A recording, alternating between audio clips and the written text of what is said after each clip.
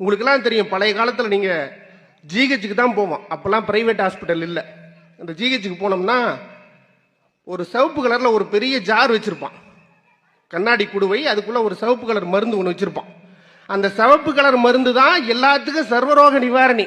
என்ன பண்ணுவாங்க, வயிற்று வலியாக அதை பிடிச்சி கொடுப்பாங்க ஒரு பாட்டிலில், முதுகு வலியாக அதை பிடிச்சி கொடுப்பாங்க, காய்ச்சலா அதை பிடிச்சி கொடுப்பான். எல்லாத்துக்குமே ஒரே மருந்து தான். அன்னைக்கு ஒருத்தர் வேகமாக வந்து பாட்டில் கொடுத்துருக்கிறான். அந்த பாட்டில் அந்த மருந்தை பிடிச்சி கொடுத்து மேலே எழுதிருக்கிறான் முத்துசாமி அப்படின்னு எழுதி கொண்டு போனான்.